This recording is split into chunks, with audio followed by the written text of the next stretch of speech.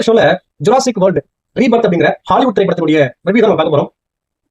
Jurassic world பொறுத்த வரைக்கும் 2 அத்தியாயங்கள் முடிஞ்சு 3வது அத்தியாயத்தை ஸ்டார்ட் பண்ணிருக்காங்க. இந்த படத்தை எட்வர்ட் இயக்கத்துல ஸ்கார்லெட் ஜான்சன் நடிப்புல மிகப்பெரிய எதிர்பார்ப்புகளுக்கு மத்தியில் வெளிவந்திருக்கிற இந்த திரைப்படம் ரசிகர்கள் மத்தியில் அந்த எதிர்பார்ப்பை பூர்த்தி செய்தா இல்லையா, இந்த படம் எப்படி, இந்த படத்தினுடைய கதை என்ன அப்படின்னு சொல்லி பார்க்கலாம்.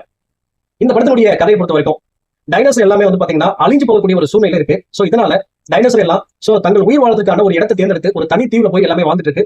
சோ அதே சமயத்துல உலகத்துல வாழக்கூடிய மக்களுக்கு மத்தியில் ஒரு புதிய நோய் அப்படிங்கிறது வந்திருக்கும். இதனால அந்த நோயினால 5 பங்கு மக்கள் வந்து பாத்தீங்கன்னா இறந்து போயிருப்பாங்க.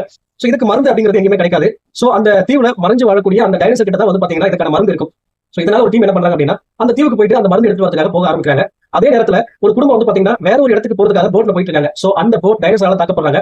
சோ அந்த குடும்பத்தை இந்த ரத்தம் எடுக்க போற டீம் தான் வந்து காப்பாத்துறாங்க. இதுக்கு பிறகு ஒரு மிகப்பெரிய டைனோசர் தாக்குதல் அப்படிங்கிறது ஏற்படுது. சோ அந்த குடும்பமா இருக்கட்டும், அந்த டீமா இருக்கட்டும், எல்லாமே அந்த தனி தீவுல மாட்டிக்கிறாங்க. சோ இதுக்கு பிறகு என்ன ஆச்சு, ரத்தம் எடுத்தாங்களா இல்லையா, டுவர்ட்ஸ் யாருக்கு என்ன ஆச்சு அப்படின்னு சாகசம் நிறைந்த ஒரு பயணமா சொல்லக்கூடிய திரைப்படம் தான் இந்த ஜுராசிக் வேர்ல்டு ரீபர்த்.